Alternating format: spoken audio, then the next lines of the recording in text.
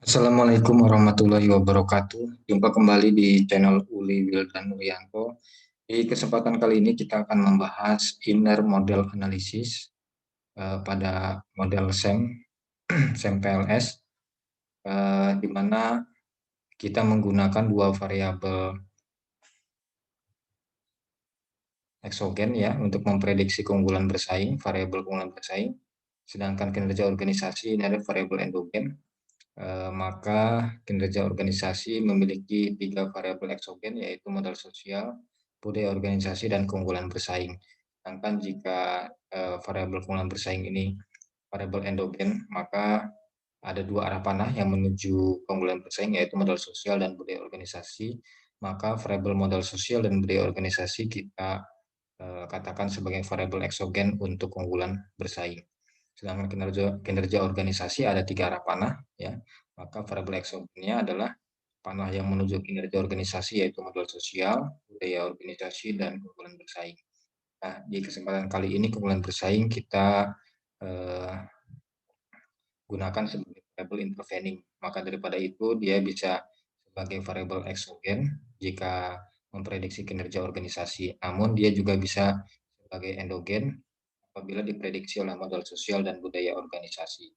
Kemudian langsung saja kita masuk ke outer model analysis ya. Kita sudah pernah bahas di pertemuan sebelumnya. Caranya adalah calculate, kemudian PLS algoritma ya, kemudian start calculation. Oke. Nah, kita lihat di sini muncul nilai R square ya. Ini R square untuk keunggulan bersaing 0,706, R square untuk kinerja organisasi 0,767. Sedangkan masing-masing ini adalah nilai loading faktornya. Kita sudah bahas di video sebelumnya, ya, di mana semua loading faktornya ini memenuhi persyaratan. Kemudian kita masuk ke bootstrapping, yaitu calculate, kemudian bootstrapping, kemudian kita start calculation. Nah, nilai bootstrapping sekarang sudah muncul, ya, kita lihat gambarnya. Sekarang sudah berubah arah panah dari eksogen ke endogen. Di sini menggambarkan nilai pad koefisien di sini ya, dan T value-nya. Ini nilai pad koefisien yang dalam kurung nilai T value-nya. T value untuk melakukan uji hipotesis. Sedangkan ini pad koefisien ya kita untuk tentukan koefisien jalur dan persamaan struktural. Ya, kemudian kita gunakan sekarang calculate blindfolding. Tujuannya untuk melihat nilai chi-square. Ya, ini nilai chi-square-nya ya untuk variabel keunggulan bersaing dan untuk variabel kinerja organisasi. Jadi chi-square ini terdapat pada variabel endogen ya. Nah, sekarang kita langsung masuk ke dalam apa saja yang diujikan parameternya di dalam inner model analysis. Di sini saya telah siapkan. Pada outer model analysis di video sebelumnya ada 5 kriteria yang diujikan, maka di inner model analysis pun di sini ada 5 kriteria. Pertama, nilai koefisien jalur. Nilai koefisien jalur ini digunakan untuk mengetahui besaran pengaruh parsial yang nilainya antara 0 sampai 1, bisa positif maupun negatif. Jika positif, maka hubungannya antara variabel eksogen terhadap endogen ini searah. Ya, searah ini artinya karena positif, maka semakin tinggi eksogen, variabel endogennya pun akan semakin tinggi. Ya, kemudian jika negatif, maka berbanding terbalik. Artinya, jika eksogennya semakin tinggi, maka endogennya semakin rendah. Kemudian, nilai koefisien jalur juga digunakan untuk menentukan persamaan struktural ya dari model yang diujikan. Nah, kemudian R square ya, R square ini untuk mengetahui nilai koefisien determinasi, yaitu besaran pengaruh variabel laten eksogen terhadap variabel endogen. Kemudian ya di sini untuk R square juga untuk mengetahui kualitas modelnya, apakah kuat atau lemah. Kemudian yang ketiga, chi-square, ini stone geyser value, digunakan untuk menggambarkan prediktif relevansi atau kecocokan relevansi model secara struktural. Ya, jadi kita ingin mengetahui apakah variabel eksogen yang memiliki relevansi prediksi ya untuk memprediksi variabel endogennya. Jika chi-square-nya lebih besar dari 0, maka model memiliki prediktif relevansi yang baik. square-nya kurang dari 0, maka model kurang memiliki prediktif relevansi yang baik. Artinya, variabel prediktor atau eksogennya jika lebih besar dari 0, maka mampu memprediksi variabel endogennya dengan baik. Sebaliknya, jika I-square kurang dari 0, maka variabel eksogennya memiliki prediktif relevansi untuk memprediksi endogennya. Ketahui bersama bahwasanya Sam Peles ini adalah prediksi, dan Sam Amos adalah estimasi. Maka di sini kita gunakan prediktif, ya, prediksi. Kemudian Gov Index atau Goodness of Fit Index ini digunakan untuk mengetahui apakah model, ya, kita lihat di sini memiliki perbedaan atau diskrepansi ya antara nilai yang diobservasi dengan nilai yang diharapkan. Ini kita harapkan nilai diskrepansinya itu rendah, ya. Kalau rendah, maka antara model yang diobservasi dengan model yang diharapkan dalam penelitian memiliki kecocokan. Nah, kemudian kategorinya ada 3, yaitu kecil, sedang, dan tinggi. Nah, sedangkan F-square ini adalah yang kelima F-square. Di sini untuk menggambarkan besaran pengaruh dari variabel laten prediktor atau eksogen terhadap endogennya pada tatanan struktural. Kemudian kategorinya pun ada 3, lemah, moderat, dan kuat. Nah, langsung kita masuk ke yang pertama, yaitu inner model analysis. Nah, di sini kita masuk lebih dahulu ke model yang tadi, inner model analysis. Inner model analysis. Nah, di sini kita dapatkan inner model analysis. Munculkan terlebih dahulu. Nah, inner model analysis caranya adalah untuk yang pertama koefisien jalur, ya, atau path koefisien. Kita masuk ke bootstrapping, kemudian kita klik path koefisien. Ya, nah di sini masing-masing hubungan. Contoh, modal sosial terhadap keunggulan bersaing, ya. Modal sosial terhadap keunggulan bersaing, berarti ini modal sosial keunggulan bersaing. Ya, ini memiliki, kita klik dulu di sini. Modal sosial terhadap keunggulan bersaing. Nah, ulangi di sini. Oke. Bootstrapping. Oke, ini bootstrappingnya, ya. Kita lihat gambarnya di sini. Lihat koefisiennya. Ini teks statistiknya. Maka caranya adalah kita pilih koefisien, kemudian kita lihat di sini. Modal sosial terhadap keunggulan bersaing, PET koefisiennya 0,509. Budaya organisasi terhadap keunggulan bersaing, PET koefisiennya 0,388. Keunggulan bersaing terhadap kinerja organisasi 0,375. Modal sosial terhadap kinerja organisasi 0,290. Budaya organisasi terhadap kinerja organisasi 0,284. Ya, kita lihat yang kolom original sample atau O ini. Ini adalah PET koefisiennya. Ya. Nah, kemudian kita pindahkan ke catatan kita. Di sini kita melakukan interpretasi inner model analysis. Yang pertama nilai path koefisien atau koefisien jalur, ya. Nah, digunakan untuk menentukan persamaan struktural dari model penelitian. Nah, persamaan struktural yang pertama adalah keunggulan bersaing. Karena keunggulan bersaing ada arah panah dari variabel eksogennya, ya, yang menuju keunggulan bersaing. Maka keunggulan bersaing ini persamaan strukturalnya adalah sebagai berikut. Di mana nilai A ini adalah koefisien jalur model dari variabel modal sosial, ya, yang menuju keunggulan bersaing. B-nya adalah koefisien jalur untuk budaya organisasi. Maka kita masukkan tadi koefisien jalur untuk modal sosial ada keunggulan bersaing 0,509.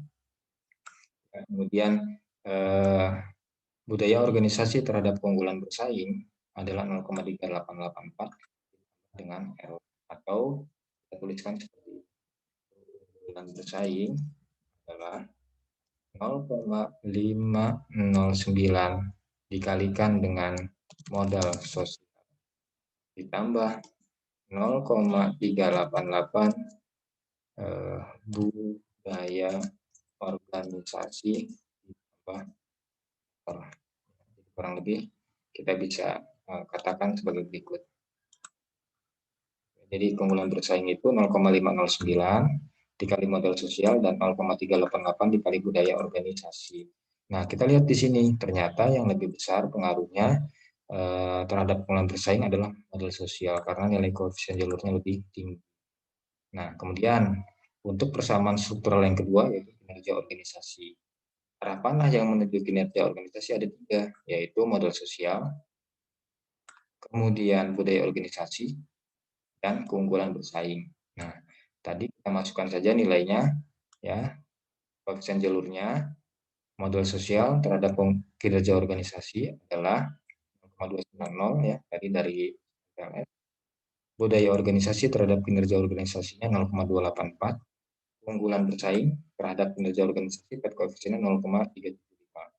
Maka kita lihat di sini, ya, kita bisa tulis begini, kinerja organisasi adalah ya, 0,29 modal sosial ditambah 0,284 dikali biaya organisasi ya, ditambah 0,375 pertumbuhan bersaing ditambah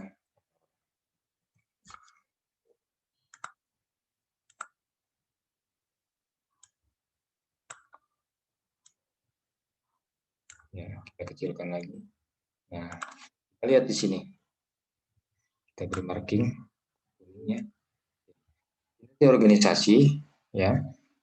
Itu dipengaruhi modal sosial 0,290, budaya organisasi 0,284, keunggulan bersaing 0,375. Maka yang lebih dominan variabel eksogen yang mempengaruhi kinerja organisasi adalah variabel keunggulan bersaing. Jika kita lihat dari persamaan strukturalnya, ya. Kemudian yang kedua, yang kita interpretasi nilai R square. R square caranya kita balik. Ini model penelitian kita yang tadi ya. R square itu adanya di PLS algoritma. Kemudian kita masuk ke R square ya, di sini ada R square. Nah, ini keunggulan bersaing R square 0,706, kinerja organisasi 0,767 ya. Masukkan R square keunggulan bersaing 0,706. Maka nilai KD-nya untuk keunggulan bersaing adalah 0,706 dikali 100%, maka 70,6%. Artinya keunggulan bersaing dipengaruhi sebesar 70,6% oleh variabel modal sosial dan budaya organisasi. Sedangkan sisanya, ya sisanya itu berarti 100% dikurangin ini ya. Berarti sisanya 29,4% adalah dipengaruhi variabel lainnya di luar model penelitiannya ini. Kemudian R square untuk kinerja organisasi 0,767 tadi kita dapatkan. Maka KD-nya adalah 0,767 dikali 100% yaitu 76,7%. Artinya kinerja organisasi dipengaruhi oleh variabel modal sosial, budaya organisasi, dan keunggulan bersaing sebesar 76,7%. Sedangkan sisanya 23,3% dipengaruhi oleh variabel lainnya di luar variabel yang diteliti di dalam model ini. Ya. Kemudian jika kita bandingkan dengan ini ya kriterianya, kita lihat jika 0,67 kuat. Nah, karena kita tadi dapatkan ya 0,706, maka model ini memiliki pengaruh yang kuat ya. Untuk kinerja organisasi pun memiliki pengaruh yang kuat. Artinya modelnya ini variabel eksogennya memiliki pengaruh yang kuat dalam memprediksi variabel endogennya untuk keunggulan bersaing. Sama halnya untuk kinerja organisasi ya. Variabel eksogennya memiliki pengaruh yang kuat dalam memprediksi keunggulan dalam memprediksi variabel kinerja organisasi. Kemudian yang ketiga nilai chi-square. Nah, nilai chi-square tadi kita sudah bahas. Jika lebih besar daripada 0, maka nilai prediktif relevansinya tinggi. Nah, untuk keunggulan bersaing, kita dapatkan chi-square-nya tadi ya. Kita dapatkan, lihat dari sini. Kemudian kita lihat blindfolding. Ya, kita masuk ke blindfolding. Nah, ini chi-square-nya 0,484 untuk keunggulan bersaing. Ya. Dan untuk kinerja organisasi 0,540. karena lebih besar daripada 0, maka model ini kita katakan memiliki variabel exogennya memiliki prediktif relevansi yang baik dalam memprediksi variabel.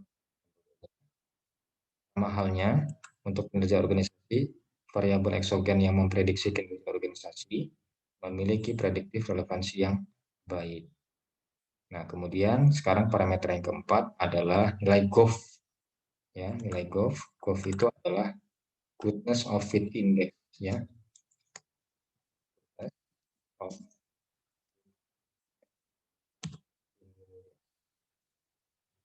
Index. Ya. Dimana nilai Goodness of Fit Index ini atau GOF Index ini adalah kita lihat rumusnya tadi.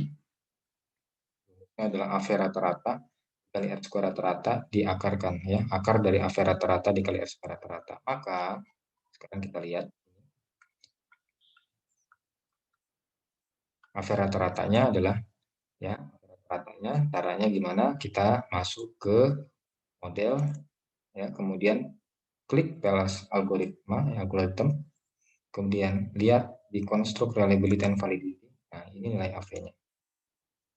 Budaya organisasi AV-nya 0,675, keunggulan bersaing AV-nya 0,693, kinerja organisasi AV-nya 0,713, modal sosial AV-nya 0,654. Nah, nilai ini dirata-ratakan.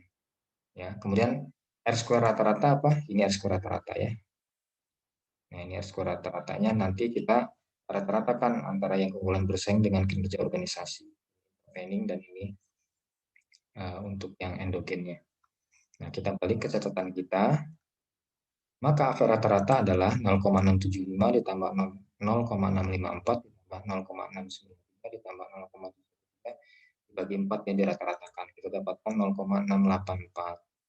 Sedangkan R rata-ratanya tadi, ya, 0,706 ditambah 0,767 dibagi 2 itu 0,7737. Maka 0,684 dikali 0,737 adalah ini, ya, 0,504. Kemudian diakarkan hasilnya adalah 0,70.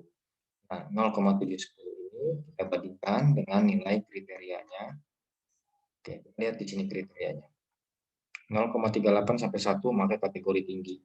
Kita dapatkan 0,710 maka kategorinya tinggi. Artinya apa? Artinya adalah modelnya memiliki kecocokan yang sangat tinggi. Ya, artinya perbedaan atau diskrepensi antara nilai yang diobservasi dengan nilai-nilai yang diharapkan, perbedaan itu rendah. Karena kecocokan modelnya masuk kategori yang tinggi. Jadi ada perbedaan signifikan antara nilai observasi dengan nilai yang diharapkan di dalam model penelitian. Dan yang kelima, yang terakhir untuk inner model adalah F square. F square ini adalah ukuran pengaruh parsial. Ya, F square menggambarkan besaran pengaruh dari variabel prediktor, ya, terhadap variabel laten endogennya pada tatanan struktural. Kategorinya jika 0,02 maka kategorinya lemah, 0,15 ini moderat, 0,35 ke atas, 0,35 ke atas kuat, ya, lemah, moderat, dan kuat. Nah, di sini tentukan, ya, di sini hasilnya. Nah, tapi kita balik ke model terlebih dahulu. Kemudian kita lihat di sini. F square adanya di mana? F square adanya di PLS algoritma, ya, maka quality criteria F square. Nah, ini dia F square. Ya, efek size-nya terhadap keunggulan bersaing 0,386. Modal sosial terhadap kinerja organisasi F square-nya 0,114. Budaya organisasi terhadap keunggulan bersaing 0,225. Budaya organisasi terhadap kinerja organisasi 0,124 F square-nya. Keunggulan bersaing terhadap kinerja organisasi 0,178 F-square-nya. Kita rangkumkan nilai-nilai ini ke tabel. Ya, kita tinggal masukkan. Yang kelima, inner model analisis ada nilai F square. Modal sosial terhadap keunggulan bersaing F square-nya, ya, nilai F square-nya adalah 0,386, ya. 0,386. maka kriterianya adalah kuat ya. Kemudian budaya organisasi terhadap keunggulan bersaing 0,225 ini moderat. Keunggulan bersaing terhadap kinerja organisasi 0,178 artinya moderat. Kemudian modal sosial terhadap kinerja organisasi tadi kita dapatkan 0,114 artinya lemah. Budaya organisasi terhadap kinerja organisasi 0,124 artinya lemah juga. Ya, maka kita bisa simpulkan jika secara parsial maka apabila pengaruhnya langsung dari modal sosial maupun budaya organisasi terhadap kinerja organisasi, pengaruh efek size-nya itu lemah. Ya, yang sedangkan untuk modal sosial terhadap variabel intervening ini pengaruhnya ada yang kuat yaitu modal sosial, ya. Sedangkan budaya organisasi terhadap interveningnya ini moderat. Dan keunggulan bersaing terhadap kinerja organisasi pun moderat. Demikian untuk intermodal analisis kelima parameter sudah kita bahas ya. Nah, kemudian kita juga masuk ke model, kita tentukan uji hipotesis. Hipotesisnya di sini caranya kita masuk ke dari model ini sebenarnya sudah bisa terlihat ya. Ini adalah nilai T statistiknya, kemudian kita bandingkan T statistik dengan nilai Z-score 1,96. Apabila nilai T statistik lebih besar daripada Z-score 1,96, maka H0 diterima, H0 ditolak, H1 diterima. Nah, H1 bunyinya gimana hipotesis? Bunyinya adalah terdapat pengaruh signifikan variabel eksogen terhadap endogennya. Nah, sekarang caranya kita masuk ke bootstrapping. Kita lihat di sini total effect. Nah, ini nilai total effect-nya. Ya. Kita lihat di sini T statistiknya. Atau teman-teman bisa menggunakan P value. Apabila menggunakan T statistik, kita bandingkan dengan nilai 1,96. Ya.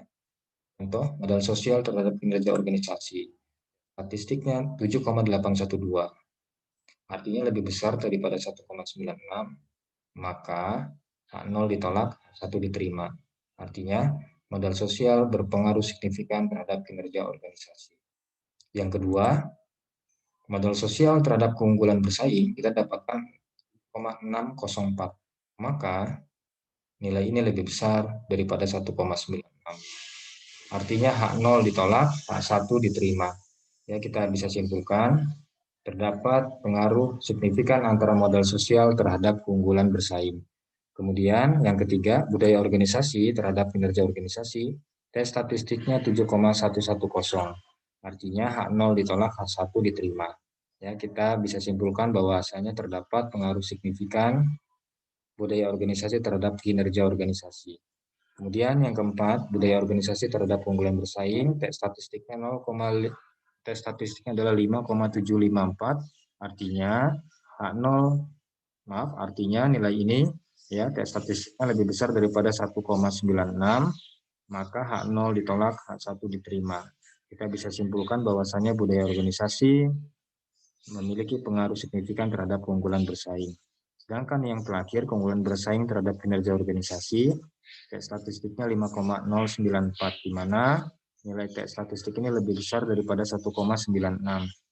Artinya, H0 ditolak, H1 diterima. Kita bisa simpulkan bahwasanya keunggulan bersaing memiliki pengaruh signifikan terhadap kinerja organisasi. Ini jika kita menggunakan nilai T statistik dibandingkan dengan nilai Z-score 1,96. Tetapi kita juga bisa menggunakan nilai P value. Nah, P value ini kita bandingkan dengan nilai signifikansi level 5% 0,05 ya. 5% atau 0,05. Jika nilai P value-nya kurang dari 0,05, maka H0 ditolak, H1 diterima. Artinya terdapat pengaruh signifikan modal sosial terhadap kinerja organisasi. Ya, kemudian kita lihat nilai P value modal sosial terhadap keunggulan bersaing yaitu 0,000, ya nilai ini lebih kecil daripada 0,05 ya daripada 5%, maka H0 ditolak, H1 diterima dan ya, semuanya nilainya value-nya lebih kecil daripada 5%. Demikian untuk uji hipotesis. Nah, jika kita ingin melihat pengaruh daripada variabel intervening, ya, apakah mampu memediasi secara signifikan, kita masuk ke rekan-rekan bisa masuk ke sini ya, specific indirect effect. Nah, kita lihat di sini. Budaya organisasi terhadap kinerja organisasi melalui keunggulan bersaing. Nilai P statistiknya di sini, nilai P value-nya di sini. Kita bandingkan dengan nilai P value-nya dengan probability 5% atau 0,05. Di sini P value-nya lebih kecil daripada 0,05. Maka H0 ditolak, H1 diterima, artinya keunggulan bersaing mampu mediasi hubungan antara budaya organisasi terhadap kinerja organisasi secara sama halnya terhadap hubungan modal sosial terhadap kinerja organisasi melalui keunggulan bersaing. Dimana nilai P value-nya adalah 0,000, ini lebih kecil daripada 0,05.